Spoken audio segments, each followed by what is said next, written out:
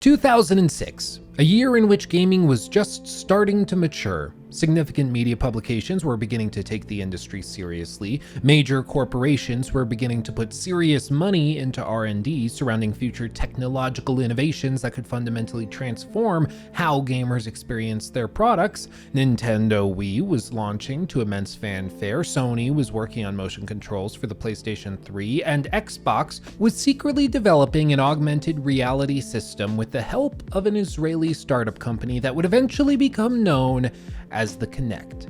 Frankly, it was a pretty exciting time to be a gamer. Even today, when we're seeing unprecedented levels of fidelity, load times, and in-game maps that are the size of entire countries, we seem to have grown accustomed to the quick pace at which the technology pertaining to our hobby develops. But this was not so in 2006. Sure, things were advancing, but the world was about to see a surge of innovation that we are still benefiting from today. At that same time, the game development studio called Crytek decided to begin production on what they meant to be one of the most graphically impressive games ever released. It was going to be built from the ground up with this intention, and they weren't going to release it until they felt as though it was truly ready for prime time. Having just released a relatively successful title called Far Cry, the studio felt as though they had the wind in their sails and had the talent to make this dream a reality. So they approached Xbox after a few years' development, which was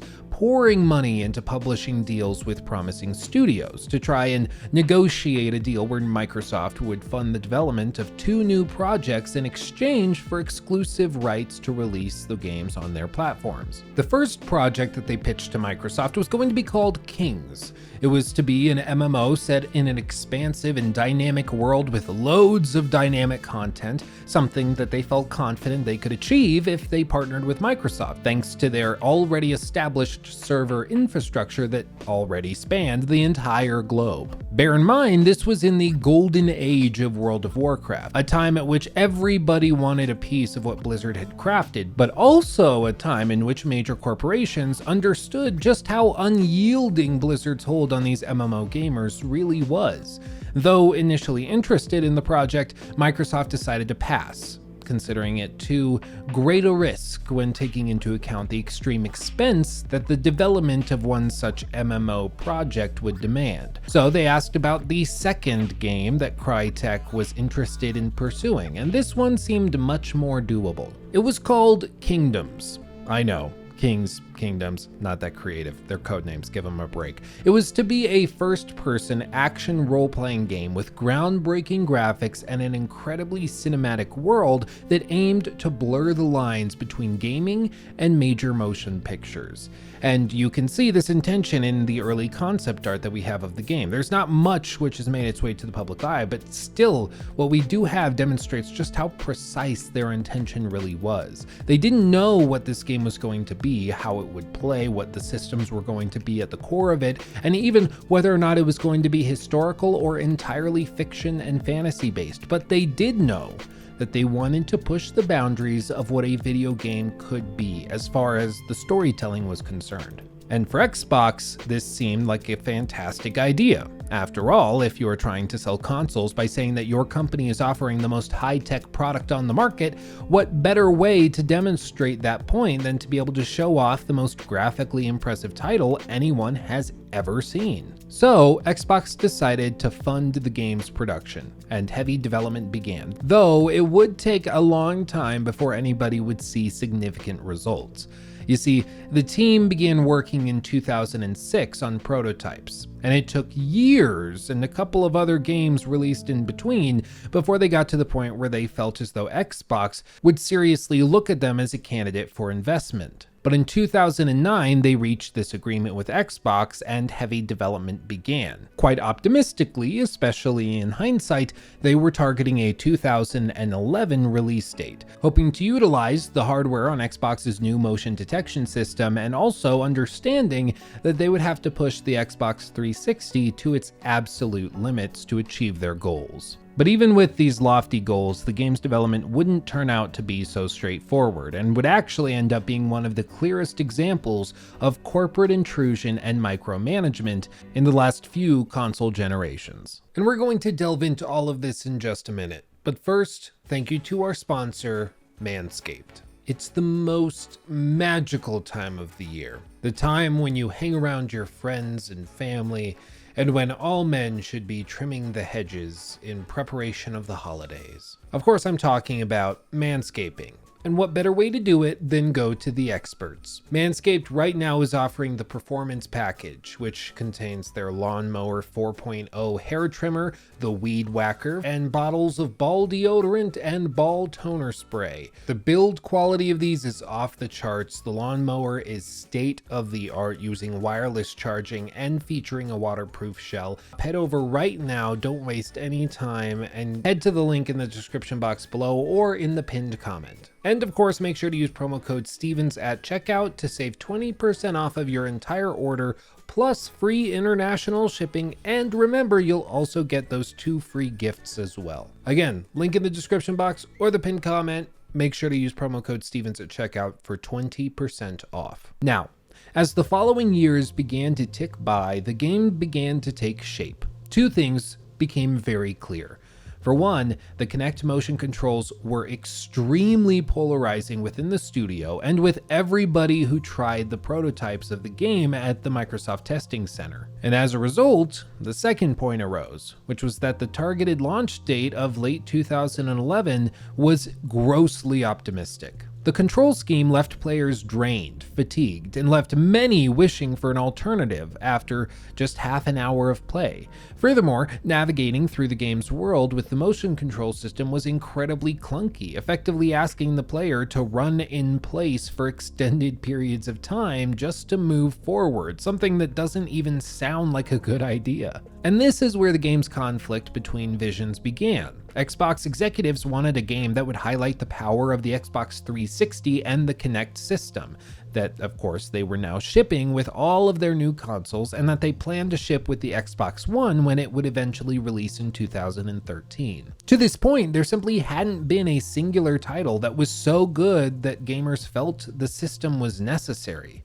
It was really just an expensive accessory that seemingly nobody wanted. And beyond voice commands for navigating the UI or searching for YouTube videos and Netflix titles, many people left their Kinects shoved in a corner without use, though plugged in because for a while Xbox required them to be connected.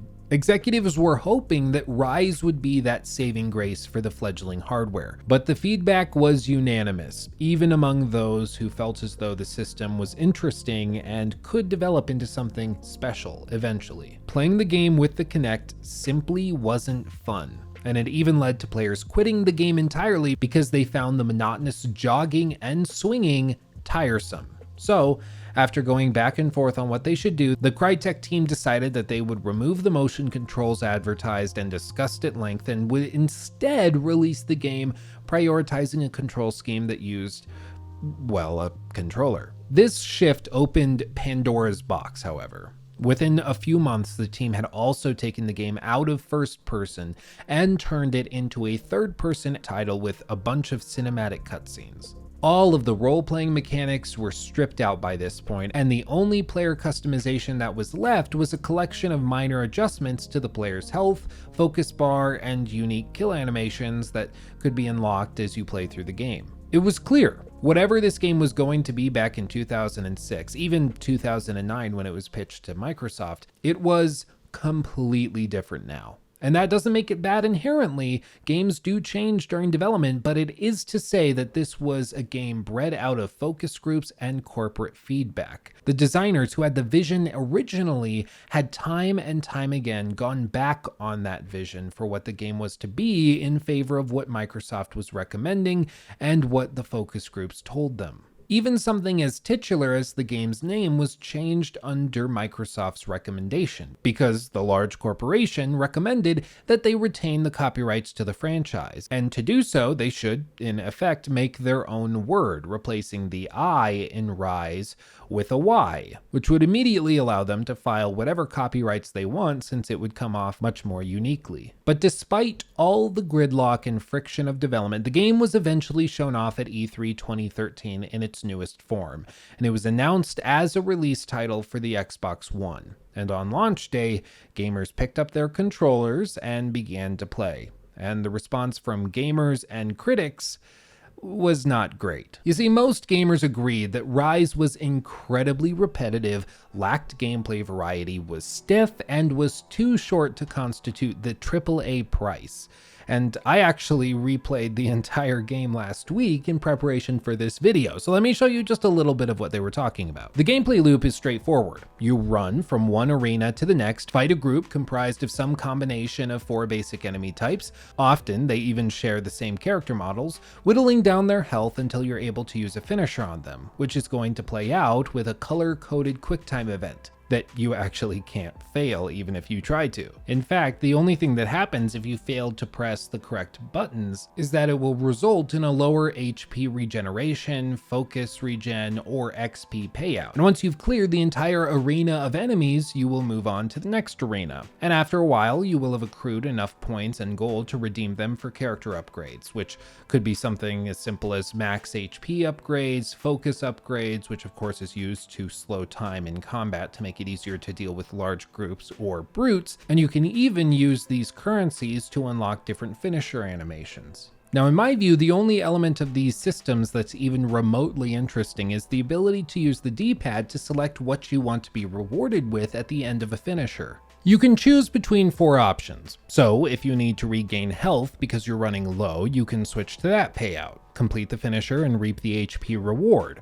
Or if you're getting swarmed by brutes, you might select to regenerate focus, which you can then use immediately to slow time to better juggle the opponents. In effect, it reminded me of the Ghost of Tsushima stance system, but instead of changing stances to take on different enemies, you're changing stances to change how you're rewarded for completing combat tasks, which is an interesting idea. But unfortunately, even this system is painfully dumbed down, likely due to the constant shifts in gameplay direction and that the game enjoyed during its development. You see, you can change your payout at pretty much any time at all, even during a finisher. So there really is no strategizing here. Even if you get low health, you just start a finisher, which, remember, you can't actually fail, during which you're also invulnerable, and before it completes, you just select the HP payout and you'll be healed up in no time. Again, it's interesting enough as a gameplay design idea, but it is totally ruined by their lack of confidence in developing the system itself.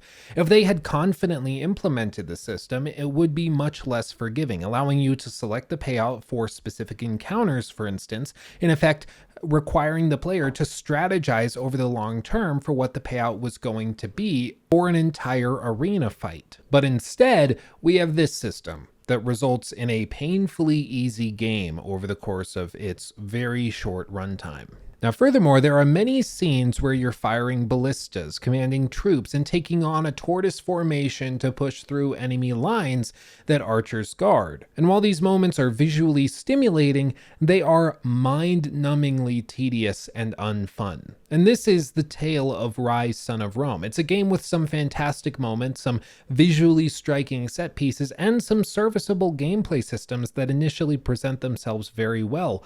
But once any stress or weight is pressed upon them, they collapse immediately. These moments may be visually interesting, but after you've seen the same cool set piece redone 5 times in the span of a few hours, it loses its punch. Same with the finisher moves. During the first 30 minutes of the game, I was thoroughly impressed that they were able to match all of these things up dynamically, even including amputations and beheadings in the movesets, something which is unbelievably difficult to pull off in a cinematic game like this. But when the second 30 minutes came around, I realized that this was all the game had to offer.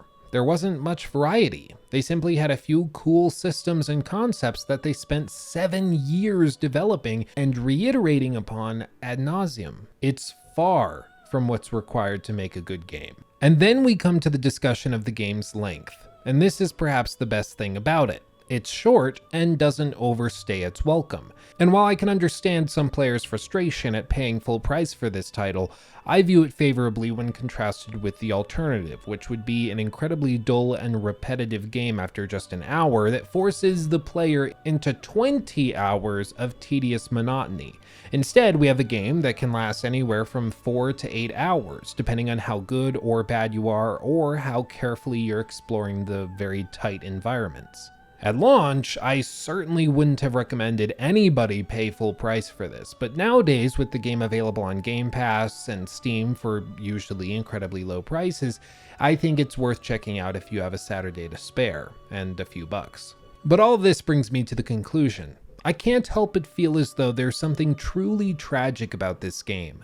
The graphics, the story, the world building, all are so well done and are certainly well ahead of their time, especially for being a 2013 title.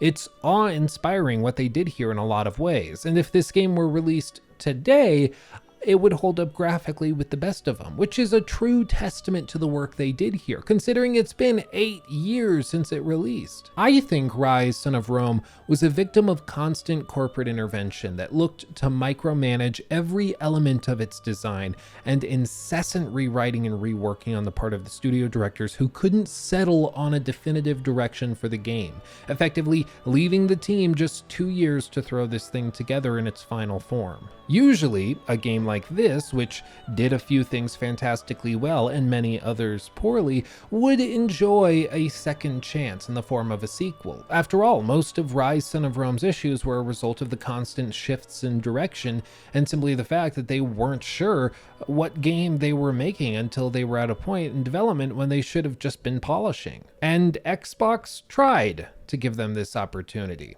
Reportedly, in the years following Ryse, Son of Rome's release, despite its abysmal critical reception, Microsoft executives offered to finance the production of a sequel entirely, and in exchange, they asked to retain the rights to the franchise. In effect, they wanted to buy Ryse as an intellectual property by fronting millions of dollars to save this franchise that they saw as having potential. So, what happened? Well, Crytek executives didn't want to give up on the franchise entirely and let it drift into obscurity, but they also didn't want to give up the rights to the franchise writ large, so they terminated discussions and declined Xbox's offer.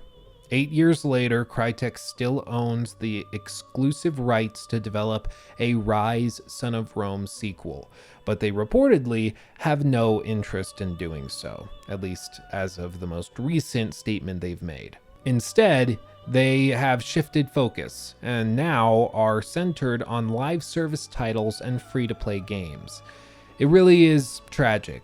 They had a chance to redeem the franchise that they had spent 7 years working on with no financial risk placed on them thanks to Xbox offering to finance the entire game's development. But they rejected it so that they could hold on to their ownership of an IP that was desperately in need of redemption. Instead of giving it that redemption that it deserved, Crytek sat on the franchise and has been doing so ever since.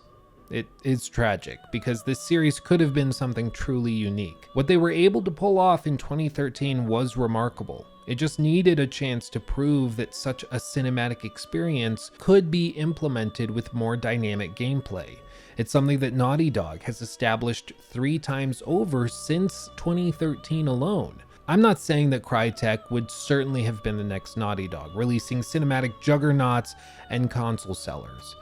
But still, I am saying that we will never know, because the studio's upper management didn't want to make a reasonable business decision, in my view, to partner with the most financially stable and robust powerhouse in the entire industry. Also, they could greedily hold on to a copyright for a franchise that has largely been forgotten and has been abandoned into the annals of gaming history.